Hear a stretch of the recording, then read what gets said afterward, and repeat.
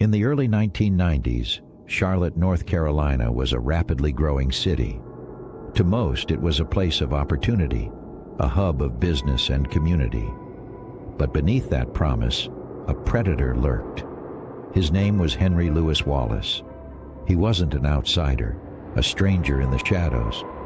He was a trusted friend, a co-worker, a confidant, and that made him all the more dangerous.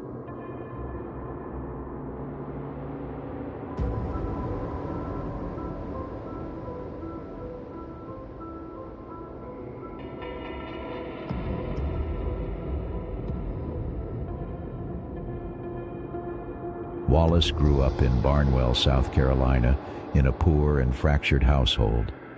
His father wasn't present, and his mother was known to be strict, even harsh.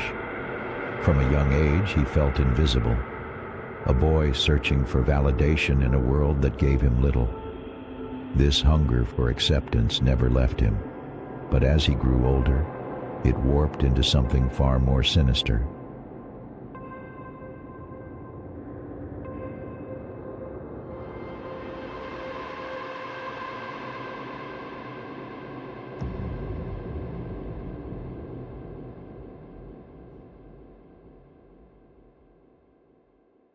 In Charlotte, Wallace blended into everyday life.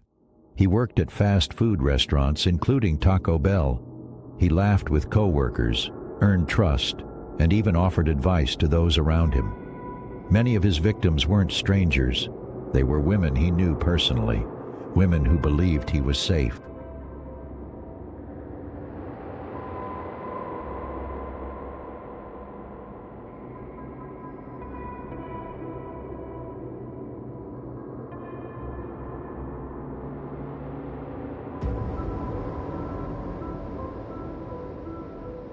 That was Wallace's weapon, manipulation. He didn't stalk from the shadows.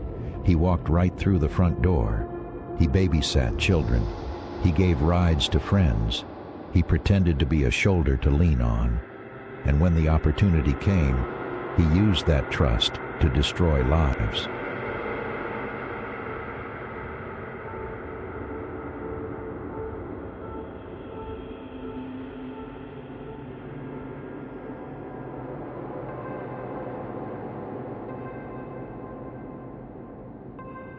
His first known Charlotte victim was Caroline Love, a co-worker at Bojangles. In 1992, Wallace strangled her in her own apartment. Then, chillingly, he joined her family and friends in handing out flyers, pretending to help search for her.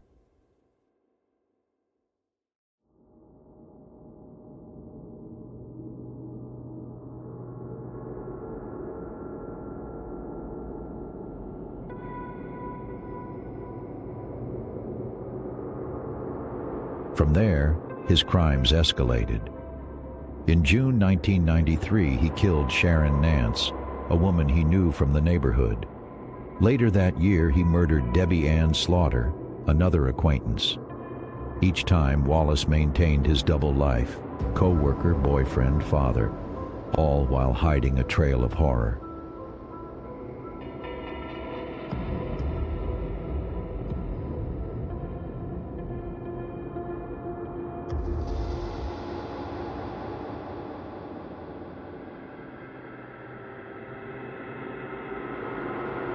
Wallace had a unique way of disarming women. He'd often show up in moments of vulnerability, asking for advice, pretending he needed comfort, or offering sympathy. He manipulated emotions with ease because he studied his victims, knew their weaknesses, and played the part they needed him to play.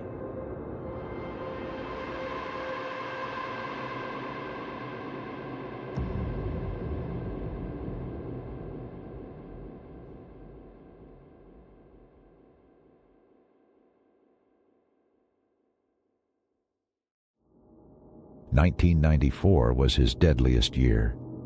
In just 11 months, Wallace murdered 9 women. Among them were Betty Jean Baucom, a Taco Bell manager who was also his friend, Valencia Jumper, who trusted him enough to let him into her home, and Brandy Henderson, who was killed while her infant son was in the apartment.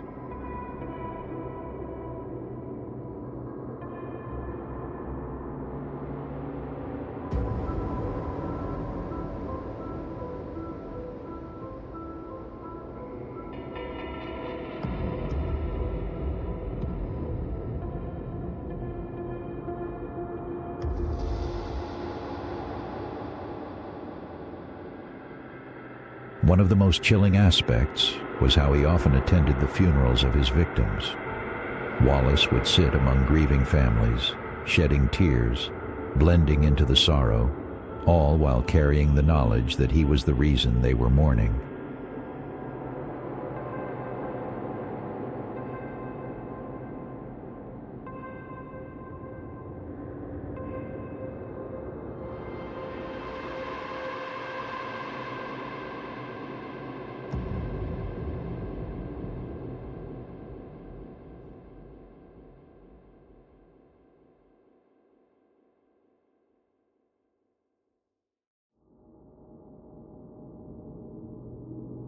For nearly 2 years, Charlotte police didn't realize a serial killer was in their city.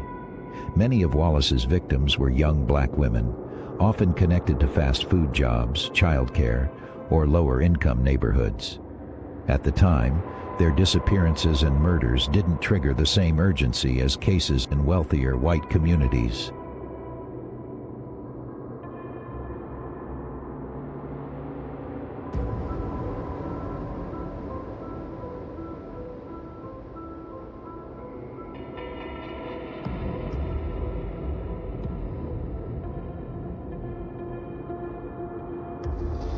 By early 1994, however, the pattern became undeniable. Too many women, all tied in some way to Wallace. The city grew tense, whispers of a killer spread, and for the first time, Charlotte law enforcement admitted they might be dealing with a serial predator.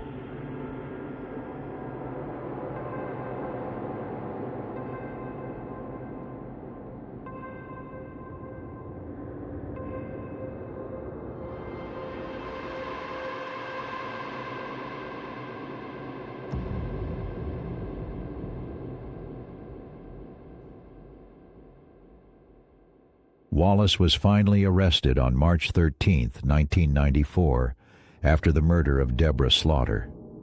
Investigators confronted him, and what followed was one of the most extensive confessions in American serial killer history.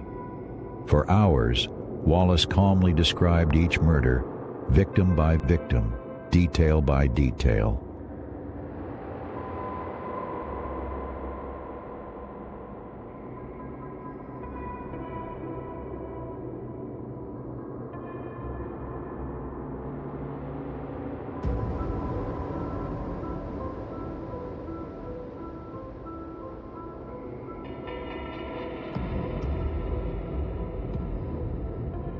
What shocked investigators wasn't just the scope of his crimes, but how he explained them.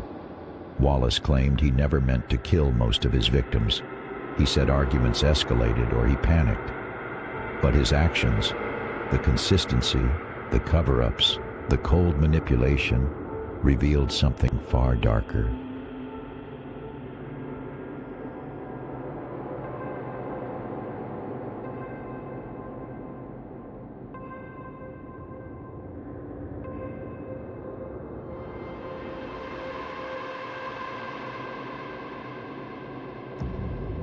Henry Louis Wallace was convicted of 9 murders in 1997.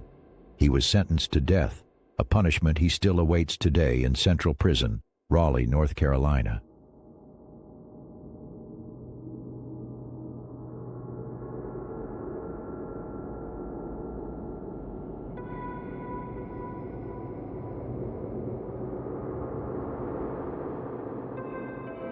The case of Henry Louis Wallace remains a haunting reminder. He wasn't a stranger in the night. He wasn't the monster parents warned their children about. He was a trusted friend, a co-worker, a smiling face who hid behind relationships.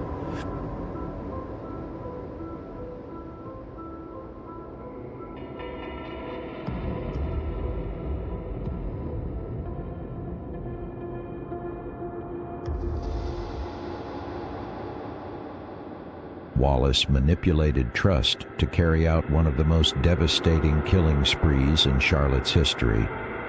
His story forces us to ask, how well do we really know the people we let into our lives? If you found this case chilling, subscribe to Whispered Crimes for more true crime stories. And let me know in the comments, do you think Wallace's ability to manipulate people made him more dangerous than other serial killers?